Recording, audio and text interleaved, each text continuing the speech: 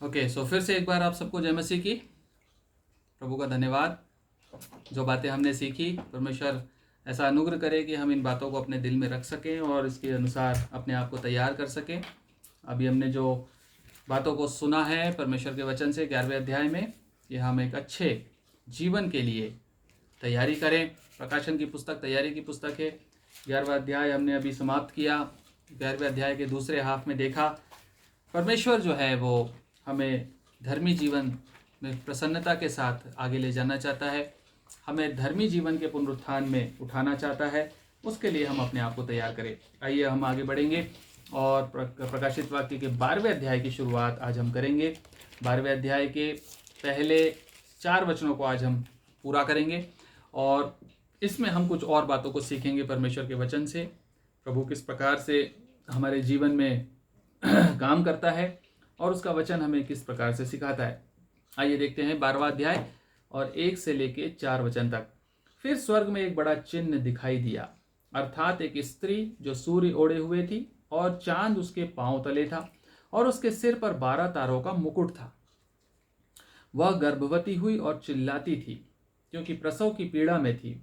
एक और चिन्ह स्वर्ग में दिखाई दिया, और देखो एक बड़ा लाल अजगर था, जिसके 7 सिर और 10 सींग थे और उसके सिरों पर 7 राजमुकुट थे। उसकी पूंछ ने आकाश के तारों की 1/3 को खींचकर पृथ्वी पर डाल दिया। वह अजगर उस स्त्री के सामने जो जच्चा थी खड़ा हुआ, कि जब वह बच्चा जने तो उस बच्चे को निगल जाए। परमेश्वर अपने अपने वचन के पढ़े और सुने जाने पर आशीष दे। प्रियो, यहाँ पर अभी हम देख रहे हैं कि पहले परमेश्वर के दिन के बारे में यूहन्ना बताता है कि वो दिन आने वाला है जब न्याय किया जाएगा मरे हुओं का, और इसके साथ धर्मी लोगों को उनका रिवॉर्ड दिया जाएगा। पृथ्वी के बिगाड़ने वाले नष्ट किए जाएंगे। इस बीच में स्वर्ग का एक वर्णन यहाँ पर आता है। यूहन्ना देखता है कि स्वर्ग में जो है परमेश्वर की वाचा का संदूक यहाँ पर दिखाई देता है 11वें अध्याय में। 12वें अध्याय से वो शुरू करता है स्वर्ग का एक बड़ा चिन्ह। स्वर्ग में एक बड़ा साइन दिखाई दिया। A great sign appeared in haven.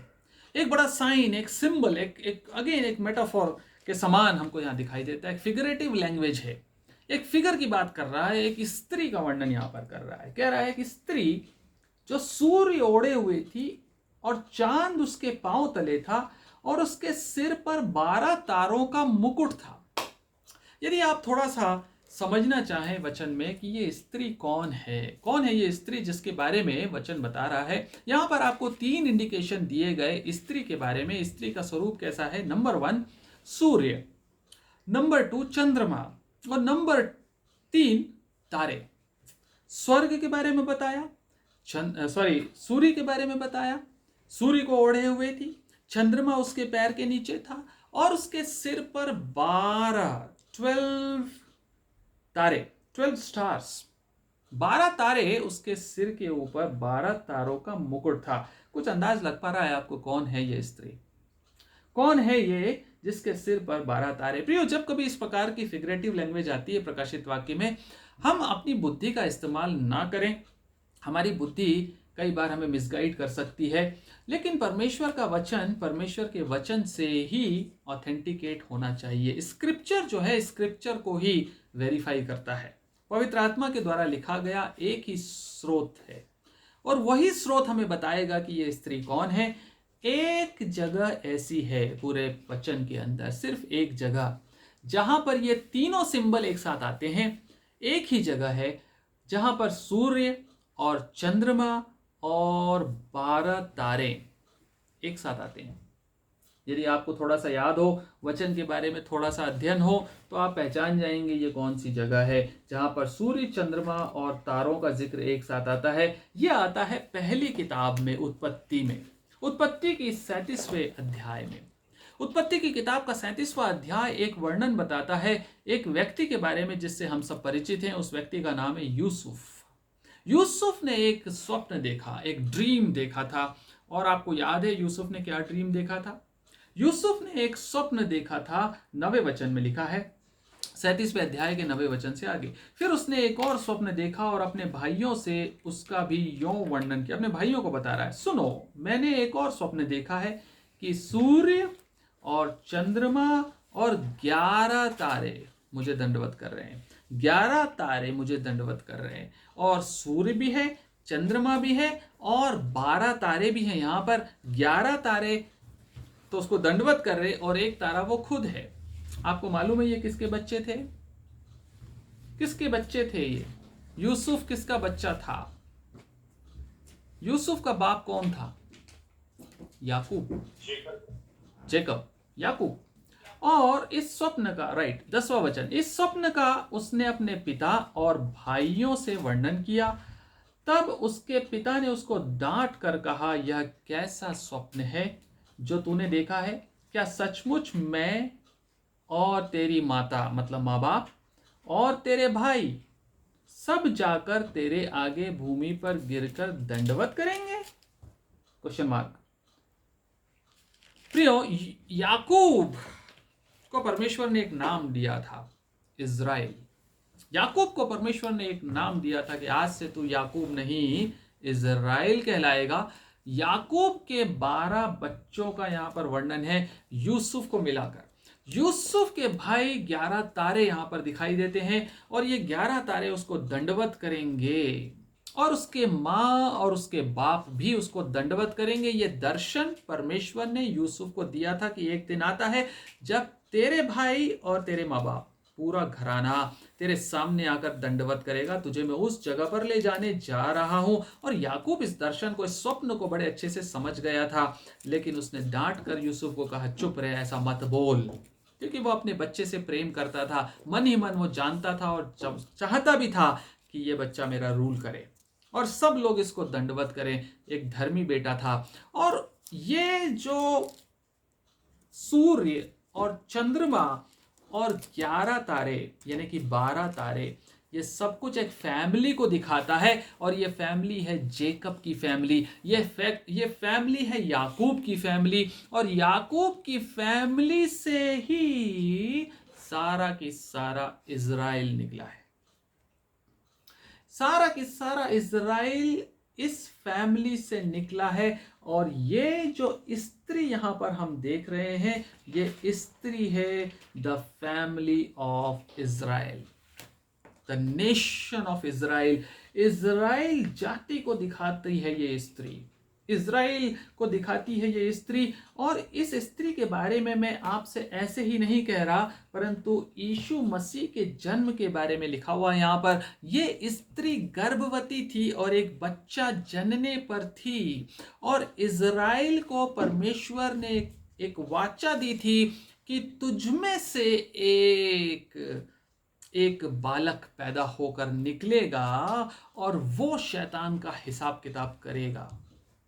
और ये स्त्री जो है, ये स्त्री जच्चा के समान करहा रही है, पीड़ाओं में है, और उस परमेश्वर की उस वाचा को, उस भविष्यवाणी को पूरा होने का इंतजार करती रही कि कब वो मसीहा हमारे कुल में से पैदा होगा, दाऊद के कुल में से, यिशै की ठूंठ में से वो डाली कब फूट के निकलेगी। और ये वही बच्चा है जो प्रकाशित वाक्य में लिखा हुआ कि वो स्त्री बच्चा जनने पर थी, और उस बच्चे को मार डालने के लिए एक लाल अजगर आकर खड़ा हो गया। यीशु मसीह इज़राइल से निकलने पर था, इज़राइल में जन्म लेने पर था, और शैतान उसको नष्ट करने पर उतारू था।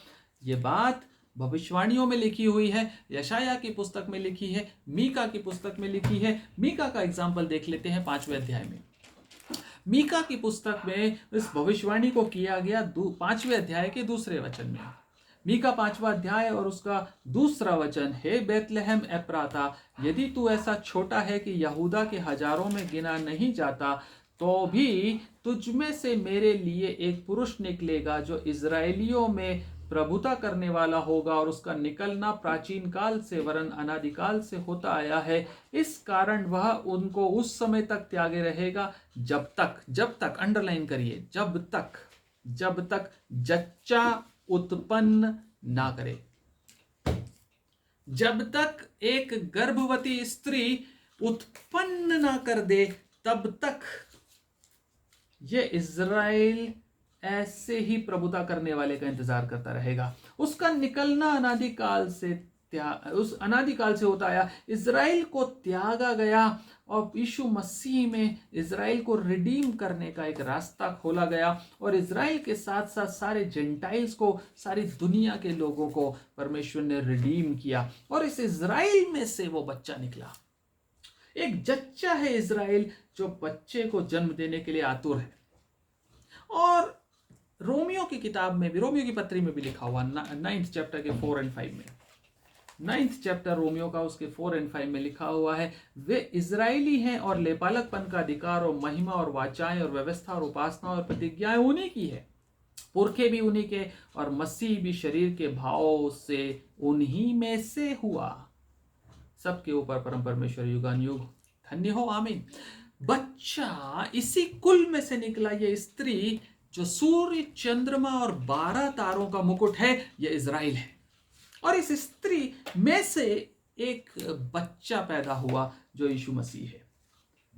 लाल अजगर के बारे में कुछ बताने की जरूरत है क्या? लाल अजगर कौन है? लाल अजगर शैतान है। तीसरा वचन, एक और चिन्ह स्वर्ग में दिखाई दिया और देखो एक बड़ा लाल अजगर था जिसके 7 सिर और 10 सींग थे और उसके सिरों पर 7 राजमुकुट थे। प्रियो, यहां पर जो अजगर दिखाई दे रहा है आपको, इस अजगर का भी वर्णन है लाल अजगर। और ये जो लाल अजगर है, ये इसके बारे में हम डिटेल में पढ़ेंगे 13वें अध्याय में। 13वें अध्याय में ये लाल अजगर का डिटेल डिस्क्रिप्शन है। लेकिन यहाँ पर इतना सिर्फ समझ लीजिए कि यहाँ पर जो लिखा हुआ है ना, ये अजगर नंबर 1 कंफर्म्ड है कि अजगर शैतान का पोजेस्ड एंटी क्राइस्ट, मतलब शैतान है ये। और शैतान जो है ये कंफर्म कहाँ से होता है? ये 9th वर्ष में, इसी 12वें अध्याय के 9th वर्ष में कंफर्म होता है। तब वह बड़ा अजगर अर्थात वही पुराना सांप जो इब्लीस और शैतान कहलाता है और सारे संसार का भरमाने वाला है, पृथ्वी पर गिरा दिया। ये अजगर के बारे में वचन खुद बताता है कि ये इब्लीस है, ये शैतान है। और 13वें अध्याय में हम डिटेल में पढ़ेंगे। यहां पर जो इसका वर्णन दिया गया है कि इसके कितने सिर कितने सींग थे, इसके 7 सिर और 10 सींग थे और उसके सिरों पर 7 राजमुकुट थे। ये जो वर्णन है, ये सींगों का और सिरों का और राजमुकुटों का, ये जो वर्णन है, ये वन वर्ल्ड गवर्नमेंट के बारे में बताता है जो एंटी क्राइस्ट के थ्रू शैतान एस्टेब्लिश करने जा रहा है। जो वन वर्ल्ड ऑर्डर, यानी कि सारी दुनिया के ऊपर एक प्रभुत्व, उस वन वर्ल्ड गवर्नमेंट का वर्णन है। ये आगे हम पढ़ेंगे 13वें अध्याय में। ये 7 सिर का मतलब 7 सींग 10 सिर जो भी है, ये क्या है? 10 सींग और 7 सिर और राजमुकुट 7, ये राजमुकुट, ये सब जो है नेशंस के बारे में बताता है। और वन वर्ल्ड गवर्नमेंट में बहुत सारे नेशंस होंगे जो सरेंडर करेंगे एंटी क्राइस्ट को, उसके ऊपर वो रूल करेगा। ये सींग और सिर उन्हीं अथॉरिटीज को दिखाते हैं जो एंटी क्राइस्ट के कंट्रोल में, रूलरशिप में रहेंगे और एंटी क्राइस्ट इन सब के ऊपर मुखिया होगा। सारे लीडर्स को वो कंट्रोल करता है। प्रियो, परमेश्वर का वचन हमें बताता है कि शैतान जो है और उसके जो दूत हैं, शैतान की सेना है, और ये सेना जो है ये सारी दुनिया को गवर्न करती है, कंट्रोल करती है। और हमने, यदि आपको याद हो, दानियल की किताब में, दानियल नबी की पुस्तक के उसके यदि आप 10वें अध्याय को पढ़ें तो वहां पर आप देखेंगे कि दानियल प्रार्थना कर रहा था, उपवास था। उसका उपवास करते हुए 3 सप्ताह के बाद प्रार्थना करता है। और प्रार्थना जब करता है तो उसके सामने क्या होता है?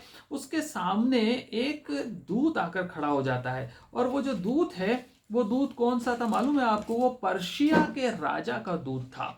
यहाँ पर इस प्रकार से लिखा हुआ है 10वें अध्याय में। ज़्यादा समय नहीं है मुझे बताने के लिए, इसलिए मैं आपको जल्दी से बता रहा हूं, आप आराम से इसको पढ़ लीजिएगा कि एक दूत सामने आकर खड़ा हो जाता है। जब कोई दूत स्वर्ग से भेजा जाता है उसकी प्रार्थना का उत्तर देने के लिए, तो एक दूत आकर खड़ा हो जाता और वो फारस के राजा का दूत होता है। मतलब ये कहने का यहाँ पर है प्रियो कि देखिए 13वें वचन में लिखा है, फारस के राज्य का प्रधान 21 दिन तक मेरे सामना किए रहा, परंतु मिकाएल जो मुख्य प्रधानों में से है वह मेरी सहायता करने के लिए आया, इसलिए मैं फारस के राजाओं के पास रहा।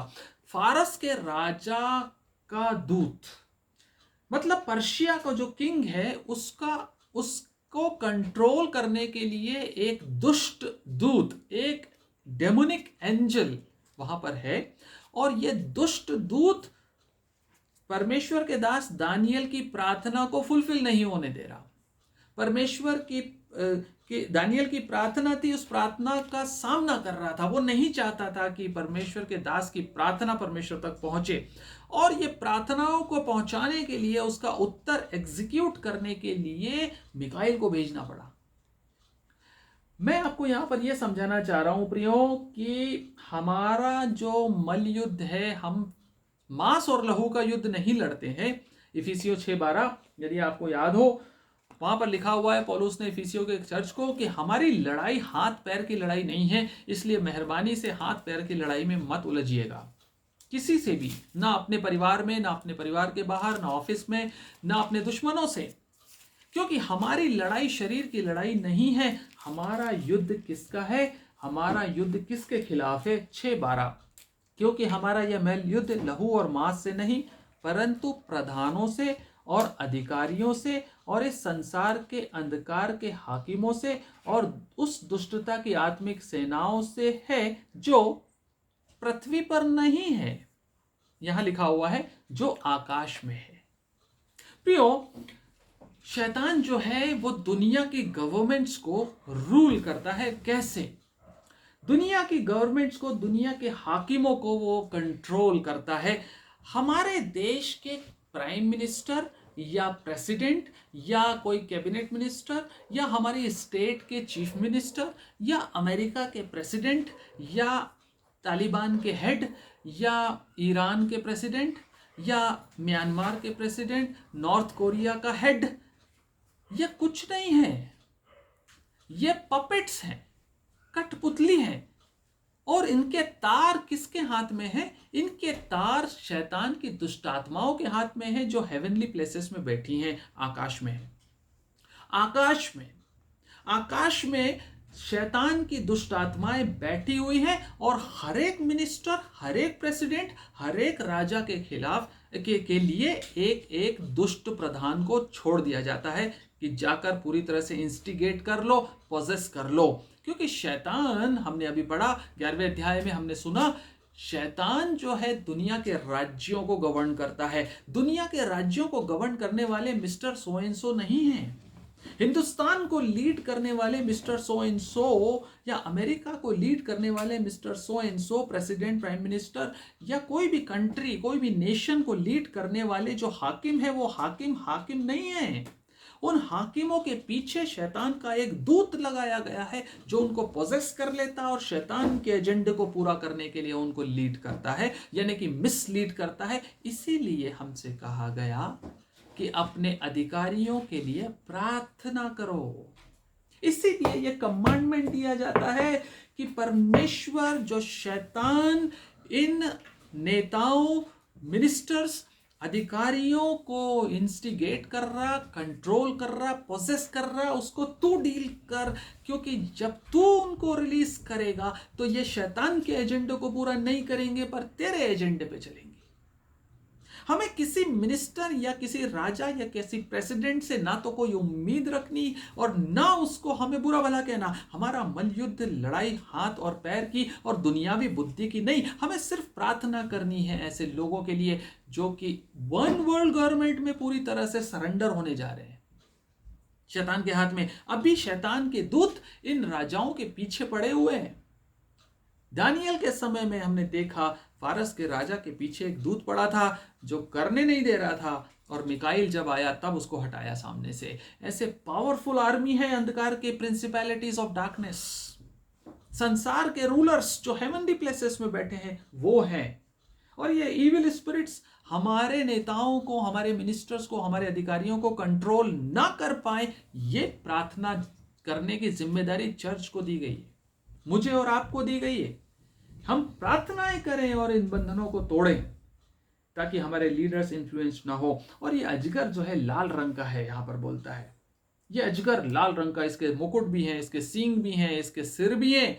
ये सिर और सींग सारे अधिकारी और सारे नेता और सारे नेशंस हैं, और इनके ऊपर ये बैठा लाल रंग का अजगर। लाल जो कलर है ये किसको दिखाता है? लाल कलर जो है ब्लड शेड को दिखाता है, रक्तपात को दिखाता है, खून और हत्या को दिखाता है। हत्या करने वाला है शैतान। और यूहन्ना 8:44 में क्या लिखा हुआ है? यूहन्ना रचित सुसमाचार उसका 8वां अध्याय और 44वां वर्ष कहता है, तुम अपने पिता शैतान से हो और अपने पिता की लालसाओं को पूरा करना चाहते हो। वह तो आरंभ से ही क्या है, क्या है? हत्यारा है, इसीलिए लाल है, लाल अजगर है, हत्यारा है। He is a murderer. यूहन्ना 10:10 याद है? कितने लोगों को याद है? जल्दी से, बिना बाइबल खोले। 10:10। चोर किसी और काम के लिए नहीं आता, चोरी करने, नष्ट करने और किल करने आता है। हत्यारा है, नष्ट करने आता, मार डालने के लिए आता है, फिजिकली भी और स्पिरिचुअली भी। But originally he was not like that. जब ओरिजिनली शैतान को बनाया गया तो ऐसा नहीं था शैतान। जब ओरिजिनली शैतान को बनाया गया तो शैतान सर्वांग सुंदर था। He was the most beautiful creation of the entire universe. यहेजकेल 28 अध्याय पढ़ा है आप लोगों ने? यदि शैतान की खूबसूरती के बारे में पढ़ना है, कैसा बनाया गया, तो यहेजकेल 28 पढ़िए। 28वें अध्याय का 13वां वचन कहता है, तू परमेश्वर की अदन नामक बारी में था, तेरे पास आभूषण, माणिक, पद्मराग, हीरा, फिरोजा, सुलेमानी मणि, यशब, नीलमणि, मरकत और लाल सब भांति के मणि और सोने के पहरावे थे। तेरे डफ और बांसुलियां तुझी में बुनाई गई थी। जिस दिन तू सृजा गया उस दिन वे भी तैयार की गई थी। तू छाने वाला अभिषिक्त करूब था। प्रियो, यह वर्णन बताता है कि शैतान ओरिजिनली ऐसा नहीं था, लेकिन फिर ऐसा कैसे हो गया? ये लाल अजगर कैसे बन गया? क्या कारण है लाल अजगर बनने का? क्या आप सोच सकते हैं कैसे आया था, कैसे बन गया? 2 चीजों ने बर्बाद कर दिया। नंबर 1 प्राइड, घमंड, एंड नंबर 2 रेबेलियन स्पिरिट, बलवा करने वाली आत्मा और घमंड करने वाली आत्मा। यदि संसार के हाकिम आपको ऐसे दिखाई देते हैं, यदि संसार के नेता, मिनिस्टर, अधिकारी यदि आपको इसी स्वरूप में दिखाई देते हैं, कैसे स्वरूप में? 2 क्वालिटीज देखिए। नंबर 1 घमंड। यदि कोई नेता अपने आप से ऊपर किसी को नहीं मानता, यदि कोई नेता यह कहता है कि मैं और मेरा देश सबसे ऊपर है, मेरे ऊपर कोई नहीं और सब कुछ मेरे हाथ में, मेरे कंट्रोल में है, जिस दिन इस घमंड से भरा हुआ नेता सामने खड़ा हो तो समझ जाइए पूरी तरह से पोजेस्ड हो चुका है, पूरी तरह से शैतान के कैरेक्टर में ढल चुका है, घमंड में। Number 2 rebellion. रेबेलियन का मतलब है विद्रोह, अथॉरिटी के अगेंस्ट खड़े हो जाना। परमेश्वर का वचन कहता है हमको, पतरस की किताब में कहता है कि अपने अधिकारियों के अधीन रहो। ह्यूमिलिटी एंड हम्बलनेस, अपने अधिकार, जिनको अधिकार दिया गया परमेश्वर ने दिया है, उनके अधीनता में रहना परमेश्वर का गुण है। और अधिकारियों के खिलाफ खड़े हो जाना, हाय हाय मुर्दाबाद करना, शैतान का कैरेक्टर है, क्योंकि वो भी परमेश्वर के खिलाफ खड़ा हुआ हाय हाय करने के लिए। प्रियो, यदि ये 2 गुण हमारे अंदर आ जाते हैं तो हम चाहे कितने भी सुंदर स्वर्गदूत हो, शैतान के समान, उसी के समान बन जाते हैं। लाल अजगर, लाल अजगर बनने में देर नहीं लगेगी जिस दिन घमंड और विद्रोह हमारे जीवन में आ जाएगा। प्रियो, एक बात देखिए, मैं आपको बार बार कहता हूं, प्रकाशित वाक्य की पुस्तक पढ़ते हुए हम बहुत अच्छी बात सीख रहे हैं। शैतान एकदम पैरेलल चलता है परमेश्वर के सिस्टम से, ताकि हम धोखा खा जाएं। परमेश्वर का जो सिस्टम है, शैतान उसी सिस्टम पे आगे बढ़ता है। शैतान कैसे काम कर रहा है मालूम है आपको? हमें परमेश्वर ने किस लिए बुलाया? परमेश्वर का उद्देश्य हमारे जीवन के लिए क्या है? कि हम यीशु मसीह के समान बन जाएं, राइट? और पवित्र आत्मा हमारी हेल्प करता है कि हम यीशु मसीह के समान बनते जाएं। शैतान क्या करता है? शैतान हमारी हेल्प करता है कि हम शैतान के समान बन जाएं। Praise the Lord. समझ में आ रहा है आपको? शैतान के गुण घमंड और विद्रोह, बलवा, यदि ये हमारे जीवन में आ जाता तो कोई कमी नहीं रहती लाल अजगर बनने में। शैतान चाहता है कि बिल्कुल डिक्टो उसी के स्वभाव में ढल जाए, क्योंकि यीशु मसीह चाहता है कि हम उसके स्वभाव में ढल जाएं। पैरेलल सिस्टम है। कौन से स्वभाव में ढलना चाहते हैं आप? यदि आप रेबेलियन है प्रियो अपने घर में, यदि आप अपने बड़ों का आदर नहीं करते, यदि आपके बड़े भाई बहन आपसे कुछ कहते हैं और आप विद्रोह करते हैं, नहीं फालतू बात मत करो, बेकार आदमी हो, हमको मत सिखाओ। यदि मैं खड़ा होता हूं अपनी मां के खिलाफ, यदि मैं अपनी मां को या अपने बड़ों को, अपने सास ससुर को, अपने रिश्तेदारों को अपने घर के अंदर यदि मैं चैलेंज करता हूं, गधे हो तुम, कुछ नहीं आता, यदि इस प्रकार का एटीट्यूड में रखता हूं कि मेरे पेरेंट्स नालायक है, यदि, तो शैतान से पोजेस्ड हूं मैं। I am a rebellion against authority given by God. जो परमेश्वर ने मेरे माँ और बाप को मेरे ऊपर रखा है, मुझे उनकी अधीनता में रहना है till the last breath of my life. अंतिम सांस तक मुझे अपनी अथॉरिटीज का सम्मान करना है। यदि मैं उस अधिकार के खिलाफत में खड़ा हुआ तो डेफिनेटली मैं पोजेस्ड हूं लाल अजगर बनने की तरफ।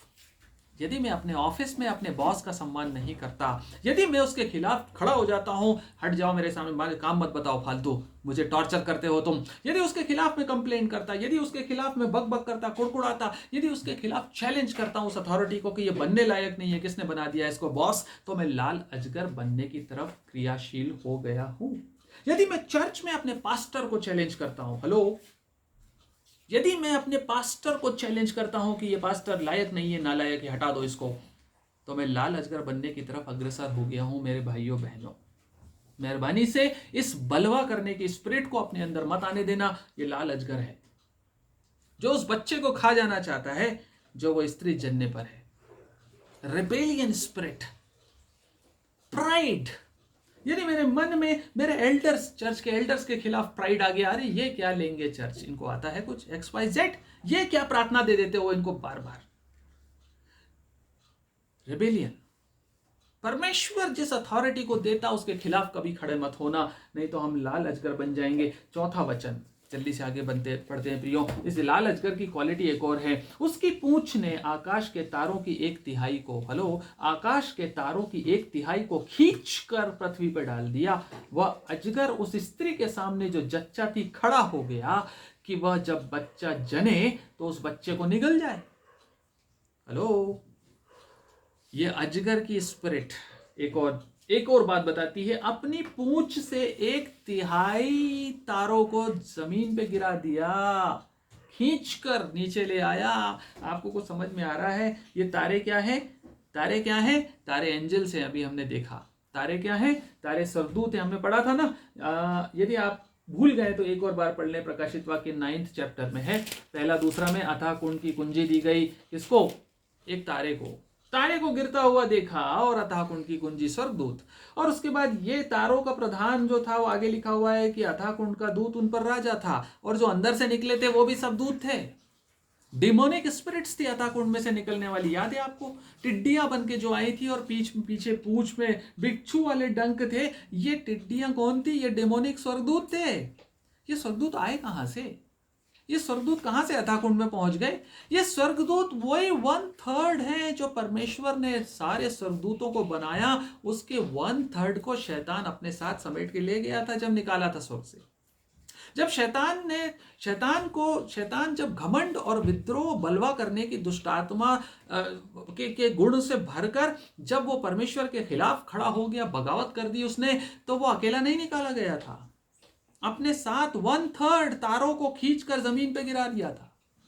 उसने अपनी पूंछ से आकाश से 1/3 तारों को खींच कर जमीन पे गिरा दिया, उन स्वर्गदूतों को बहका कर, और उनको भी विद्रोह और घमंड की आत्मा से भरकर स्वर्गदूतों को अपने साथ ले गया। हमें भी ले जा सकता है, हमें भी अपनी पूंछ से ले जा सकता है। उसने झूठ बोला कि स्वर्ग में मैं परमेश्वर हूं, और स्वर्गदूत उसके बहकावे में आ गए। भरमाने वाली दुष्टात्मा से परिपूर्ण शैतान भरमाने का काम करता, भरमाने वाला, और स्वर्गदूतों को जमीन पे गिरा दिया। और अय्यूब 38वें अध्याय में भी लिखा हुआ है, अय्यूब 38:7 में भी इस बात के बारे में लिखा हुआ है कि जबकि भोर के तारे एक संग आनंद से गाते थे और परमेश्वर के सब पुत्र जय जयकार करते थे। तारों के बारे में, तारे मतलब स्वर्गदूतों का वर्णन आता है। और प्रकाशित वाक्य में भी हमने पढ़ा, तारा गिरा दिया गया। और पूंछ जो है क्या है? ये पूंछ से गिरा रहा है। पूंछ क्या बताती है जानते हैं आप? देखिए, यशायाह 9 अध्याय 15वां वचन, यशायाह 9th चैप्टर उसका 15th वर्स। क्या कुल्हाड़ा, यशायाह 9th चैप्टर उसका 15वां वर्ष। पुर्निया और प्रतिष्ठित पुरुष तो सिर है, सुनिए ध्यान से, पुर्निया और प्रतिष्ठित पुरुष तो सिर है, और झूठी बातें सिखाने वाला नबी पूंछ है। अपनी पूंछ से शैतान ने तारों को गिराया है। पूंछ जो है वो झूठ और धोखे को बताती है। पूंछ किसको बता रही है? धोखा और झूठ भरमाने वाला शैतान अपने झूठ का इस्तेमाल करता है नीचे गिराने के लिए। अपनी पूंछ से उसने तारों को नीचे गिराया, मतलब झूठ बोलकर, धोखा देकर, भरमाकर 1/3 स्वर्गदूतों को ले गया अपने साथ, नीचे गिरा दिया उसने। और ये सभी तारे जो हैं ये नीचे गिरकर डेमोन्स बन गए, दुष्ट आत्माएं बन गई। ये स्वर्गदूत जो परमेश्वर की महिमा के लिए रचे गए थे, ये दुष्ट आत्माएं बन गई, डेमोनिक स्पिरिट्स बन गई। जो हेवनली स्पिरिट्स, एंजेलिक फोर्सेस थे, ये सब के सब नीचे आ गए। और कहता है, आगे कहता है, हम प्रकाशित वाक्य 12वां अध्याय पढ़ रहे हैं प्रियो, इसका 4था वचन कहता है कि वो अजगर कहां जाकर खड़ा हो गया। वह अजगर उस स्त्री के सामने खड़ा हुआ, जो जच्चा थी उस स्त्री के सामने जाकर खड़ा हुआ। आपको मालूम है ये निगल जाने पर था यीशु मसीह को, मालूम है ना आपको। ये जो है ये इसका पार्शियल फुलफिलमेंट इतिहास में इजराइल में होता है। स्त्री कौन है? स्त्री इजराइल है, और इजराइल के बच्चों के पीछे पड़ा है शैतान। आपको मालूम है, वचन आप पढ़ते हैं, आपको मालूम है जब जब यहूदी जाति में बच्चे पैदा होते थे, पुरुष बच्चों को मारने का ट्रेंड था। याद है ना आपको, निर्गमन 1:16, फिरौन ने क्या आज्ञा दी थी? फिरौन ने आज्ञा दी थी कि इनके सारे पहलौठे बच्चों को मार डालो। ये शैतान, मैंने आपको बताया था, फिरौन जो है वो टाइप ऑफ एंटी क्राइस्ट है, जिसके सामने मूसा खड़ा हुआ था चैलेंज करने के लिए, गवाह के समान परमेश्वर के वचन को प्रोक्लेम करने के लिए खड़ा हुआ था मूसा, उसकी बातों को कहने के लिए, उसके काम को पूरा करने के लिए। फिरौन एंटी क्राइस्ट। इस एंटी क्राइस्ट ने, ये लाल अजगर ने उस समय से अपनी दाइयों को आदेश दे दिया था कि कोई बेटा हो तो पैदा होते ही मार डालना। 1:16, जब तुम इब्री स्त्रियों को बच्चा उत्पन्न होने के समय प्रसव के पत्थरों पर बैठी देखो, तब यदि बेटा हो तो उसे मार डालना, और बेटी हो तो जीवित रहने देना। ये लाल अजगर इजराइल की संतान को निगलने की कोशिश राइट फ्रॉम बिगिनिंग करता आ रहा है, राइट फ्रॉम बिगिनिंग। ये एंटी क्राइस्ट हमेशा यहूदी यानी कि इजरायली जाति में से बच्चों के खिलाफ खड़ा है, मेल चाइल्ड के खिलाफ। क्यों? क्योंकि उसको मालूम था कि उत्पत्ति की किताब में परमेश्वर ने एक वायदा किया था। क्या वायदा किया था? स्त्री का वंश तेरे सिर को कुचलेगा। हेलो, याद है आपको? स्त्री का वंश तेरे सिर को कुचलेगा। इसीलिए स्त्री का बच्चा होने पर है, और अजगर उसको बड़ा ही नहीं होने देना चाहता। ये पैदा हो और मैं खा जाऊं। क्यों? क्योंकि मेरे सिर को कुचलने इन्हीं में से कोई पैदा होगा, कौन सा है मालूम नहीं, इसलिए सबको मारते जाओ।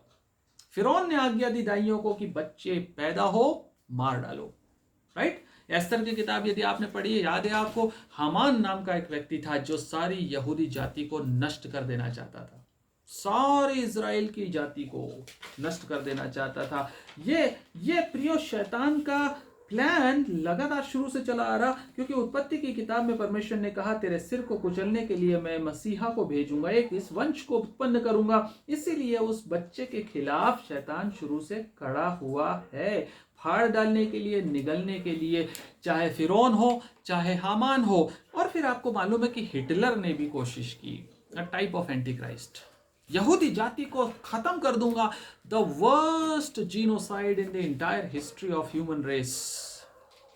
सबसे बड़ा नरसंहार यदि मानव जाति के काल में इंसानों के बीच में हुआ है तो हिटलर ने किया है। यहूदियों का 60 लाख यहूदियों को मार डाला।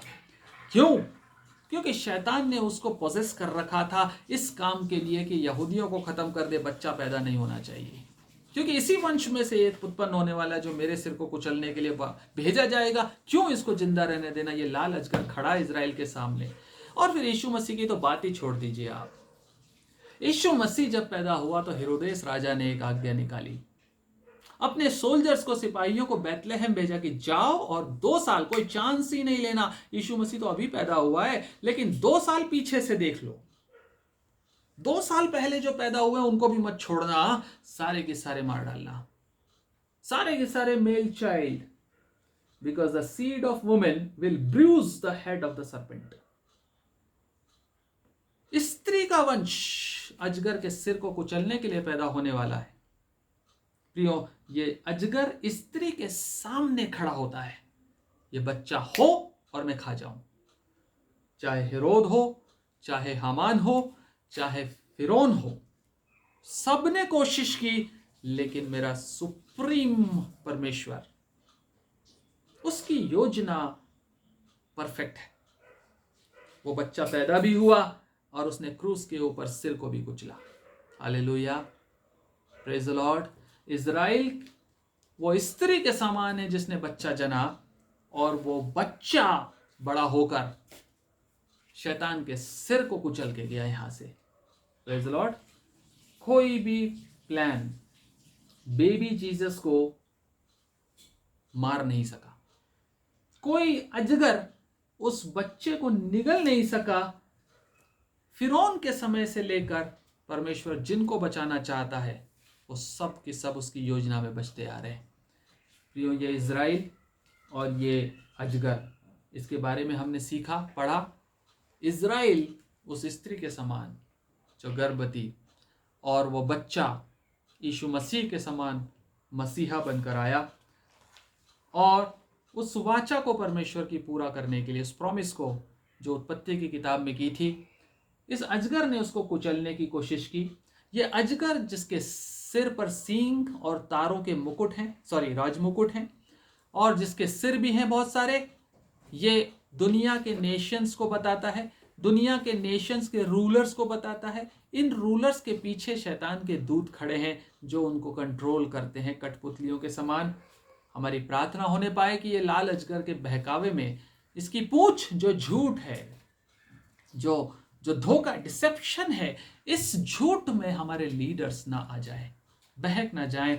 लीडर्स ही नहीं, हम भी अजगर बनते हैं जब हम बलवा करने वाली स्पिरिट और डिसोबीडियंट प्राइड में फुल हो जाते, हम शैतान के समान लाल अजगर बन जाते। परमेश्वर अनुग्रह दे कि हम इस प्रकार की बहकाने वाली बातों से बच सकें और अपने मसीहा के साथ उसके राज्य का इंतजार करें, जो प्रकाशित वाक्य की किताब कहती है सारा स्वर्ग आनंद करेगा उस दिन और कहेगा सारा राज्य तेरा हो गया, सारे जगत का राज्य तूने अपनी सामर्थ्य से ले लिया, तूने प्रकोप करके जातियों के क्रोध के ऊपर साबित किया कि तू सर्वशक्तिमान परमेश्वर है। परमेश्वर अपने वचन के ऊपर आशीष दे। आने वाले दिनों में हम और भी ज़्यादा पढ़ेंगे अजगर के बारे में, स्त्री के बारे में, परमेश्वर की योजनाओं के बारे में, जो परमेश्वर इज़राइल का मतलब सिर्फ इज़राइल देश से नहीं है, परंतु हम सब जो जंगली जैतून थे उस अच्छे जैतून में साटे गए हैं, उस पर ग्राफ्ट किए गए। हम भी परमेश्वर के चुने हुए, बुलाए हुए और उसके बच्चे हैं, संतान है। हमारे लिए भी ये प्रॉमिस। परमेश्वर का धन्यवाद उन वचनों के लिए। आने वाले दिनों में हम इस अध्ययन को कंटिन्यू रखेंगे, आगे के पोर्शंस को हम पढ़ेंगे। परमेश्वर अपने वचन के पढ़े, सुने और समझाए जाने पर आशीष दे।